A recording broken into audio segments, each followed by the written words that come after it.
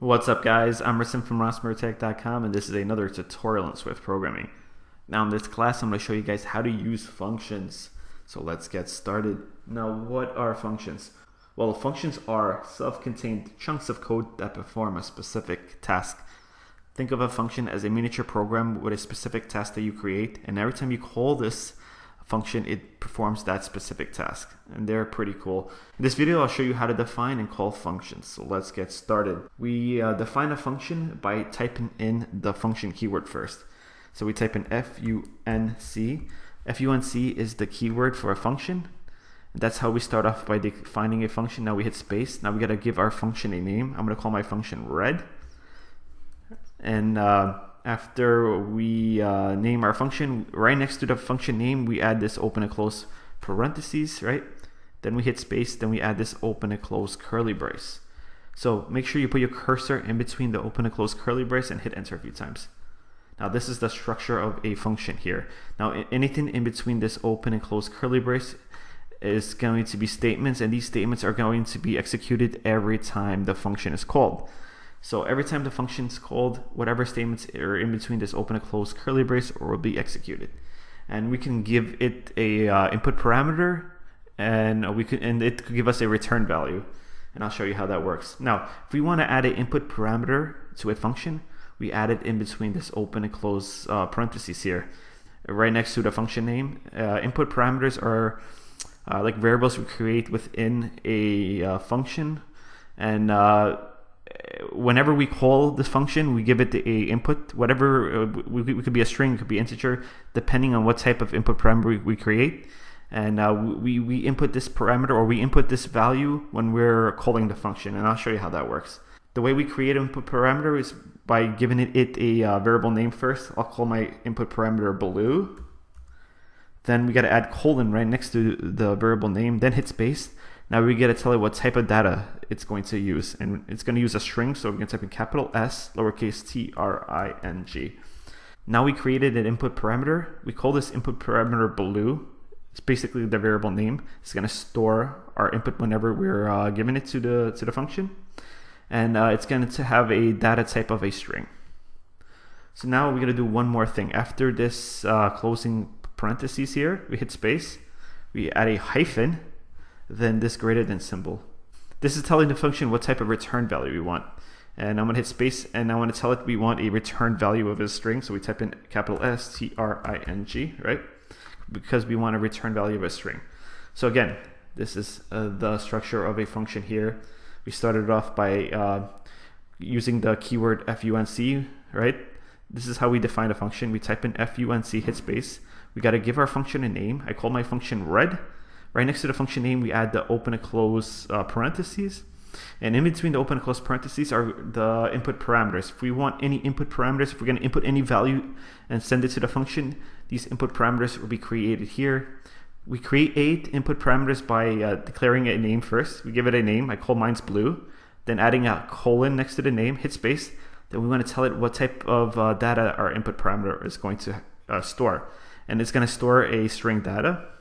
Then after this closing parentheses of the input parameter, we hit space. We added this hyphen, which is like a minus symbol, whatever you want to call it. Then this greater than symbol afterwards together to form like an arrow. And after that, we're telling the function what type of return value we want, the data type of our return value. And I want it to return a value of a string. So, and now in between this open and closing curly brace is where we add all the statements. Whenever the function is called, it's going to do whatever's in between this open and close curly brace. So let's give it some statements. So let's first start off by declaring a variable, and this is going to be a constant variable. So I'm going to hit tab here, and we're going to use the let keyword. Let creates a constant variable, and we're going to call our variable green, right? And we're going to say green equals a string. So we're going to use a set of double quotes. In between the set of double quotes, we're going to type in hello. This is a message, and then we're going to hit space. Remember, space is a character. If you want a space in between a text, you actually add one within the string. Space is a character itself. So now after the final double quote here, the closing double quote, we hit space. We add this plus symbol because we want to add something else. The plus symbol basically concatenates this string to something else. It's going to add something else to this string here. So then we're going to hit space. Then we're going to hit space. Then we're going to type in our variable name of our input parameter, which is blue, right? Then we're going to say plus, hit space, another string. So a set of double quotes again. In between the set of double quotes, we're going to type in double exclamation points. So let's hit enter. Now we're going to type in another keyword here called return. So we're going to type in return. Return is a keyword that returns the value to the user whenever it's called. And we want it to return the value of green. And let me explain again from the top. We created the function by using the function keyword, which is func. We hit space. We gave our function a name of red here. Then next to our function name, we need the open and close parentheses. Now, if we're going to use an input parameter, if we want the user to input something when they're declaring, if we want the user to input something when invoking the function, we add it in between this open and closing parentheses here. In this case, we want a input parameter. We called our input parameter variable blue. We added a colon next to it. We hit space, and we told it what type of data this input parameter is going to use, and it's going to use string data. So we added string right next to it. So that's capital string. Now outside this input parameter, outside this closing parentheses here, we hit space, then we added this hyphen, then this greater than symbol. This is like forming an arrow here. This is telling the function what type of return value we're going to get. And we're going to have a return value of a string. That's the data type we're going to use. So I hit space and I typed in string. So now we're actually in between the open and closing curly brace here, and these are all the statements that are going to be executed when the function is called. So our first statement declares a constant variable that we call green that has a string value, and it's a string value of hello, right? Then we added this plus symbol afterwards, which concatenates our variable blue here is the input parameter, is the variable name of our input parameter. Whenever the user invokes this function, it's going to input a string. That because we wanted it to input a string, we added the input parameter inside this open and close parentheses here. So it's going to concatenate the value of the user's input, which is blue. Then it's going to add it next to hello. So it's going to print that hello, whatever the user inputted whenever invoking this variable. Then right after that, it's going to add these two exclamation points. So then we're going to return the value to green, right? So now the value of green will be returned back to the user. So the way we invoke the function, we could use the print line. So we're going to type in println, open and close parentheses, right? In between the open and close parentheses, we're going to type in our function name, which is red, right? Then open and close parentheses again. Whenever invoking a function, you got to use the function name, right? Then open and close parentheses. That's how we invoke a function. We need to use this with the statement. Now, since we're giving this function a return value because we added this input parameter here, we got to give it a return value of a string. So in between the open and close parentheses, right next to our function name here, right? In between this open and close parentheses, we got to give it a return value or a input parameter. I'm sorry. We got to give it an input parameter. So since it's a string, we got to use a set of double quotes, right? In between the set of double quotes, I'm going to type in my name, Rasim, R-A-S-I-M. So what's going to happen is, this is how we're invoking our variable. Again, we're just using the print line. You can use whatever statement you want, but in this case, I'm just going to print this message out on the screen, right? So in between the open and close parentheses of the print line, right, we typed in our function name here. Then we typed in open and close parentheses right next to it. That's how we invoke a function. We always type in our function name, then open and close parentheses. Now, since we're returning value to the function, we got to add it in between the open and close parentheses. So in this case, it would be a string, so that's why we would add it here. And whatever we type here, right? Whatever we type here, in this case, I typed in my name, it's going to get sent back into the function. So let's just delete this part here, just so we're clear. So we're invoking the function by using this print line statement, and in the print line statement we typed in the function name, then open and close parentheses, and now we're going to give it a return value of a string. So that's why we have a set of double quotes here. Now in between a set of double quotes I typed in my name as the string, so it's going to return my name to the function here, right? And it's going to store it in this variable blue, remember, because this is the input parameter here, and it's going to store it as the data type string. Then it's telling the function that we want to return another string, so we're going to return another value of a string. It declares that whenever we call the function, it declares the variable of green, a constant variable of green, and it says green equals hello, right, plus blue, which stores my input. Now the variable blue should have the value of my name now, plus it's going to add this double quote, so it's going to print out hello my name plus this exclamation point, these two exclamation points. Then it returns the value back to green. So let's hit play here and see what happens. Build succeeded, and as you can see, it worked. It printed out hello my name, which was the input parameter, then it printed out these two exclamation points. Again, I'm going to go from the beginning because it could get confusing, but it's not really that hard once you break it down into smaller pieces. We defined a function by using the function keyword func, right? We hit space, we got to give our function a name, we called it red. Then we use this open and closing parentheses, right? That's how we define the function. We give it a function name, then this open and close parentheses. Then we added this open and close curly brace, right? So since we wanted to add a input parameter, we wanted to be able to input something and send it to the function. We added it in between this open and close parentheses of the function name, right? Remember, the function name consists of a name plus open and close parentheses right next to it. That's the function name itself. And if you want to add input parameters, you add it in between the open and close parentheses of the function name. So we told it our input parameter is going to be called blue. The variable of our input parameter is going to be called blue. We added the colon hits. Then we told it it's going to have a string value. So outside of the open and close parentheses of the function name, we hit space. Then we added this hyphen, this greater than symbol, right? So basically this is telling the function that we have a return value. Then we're telling it our return value is going to have a string data type here. So next is our open and close curly brace here. This is where we're going to add all of the statements. So whenever the function is invoked, all these statements are going to be executed. So we told it we wanted to create a constant variable, which we call green, which has a string value of hello, right? Then after the double quote, it added this plus symbol, which concatenates. We're adding something, and we added the value of blue. Remember, blue is the name of our input parameter. Whenever we input something like we did here, whenever we're invoking a variable and we use an input parameter, we're giving like a value back to the function.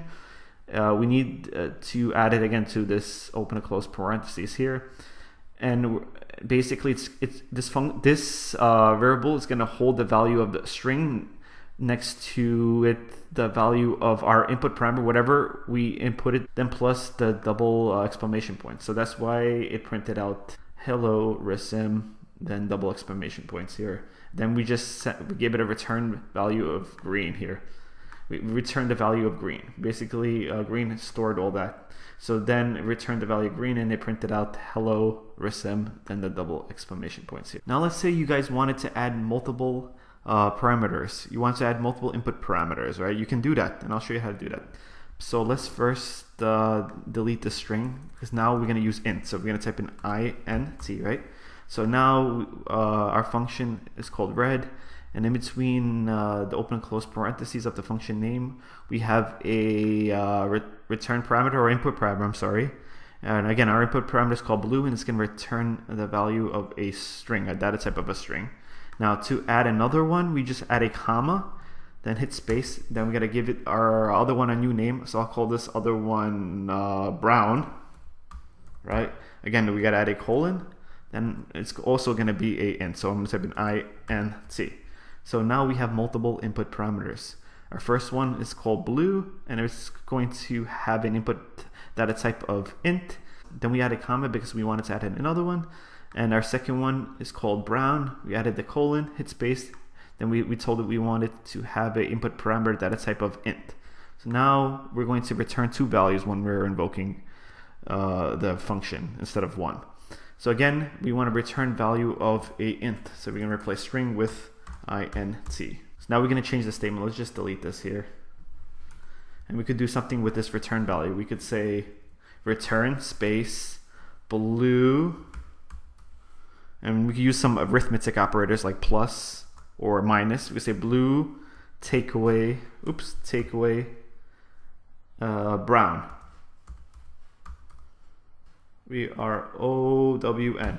Okay, so return the value of our input parameter blue minus our input parameter brown. It's going to return the value of whatever 2 inputs we add, whichever value blue has minus whichever value brown has, and it's going to return that value. All right, so we can invoke this function by, again, using the print line statement here.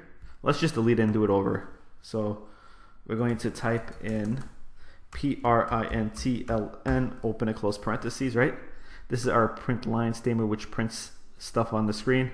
In between the open and close parentheses of our print line statement, we're going to type in our function name, which is red, open and close parentheses. Remember, our function name is red and open and close parentheses together.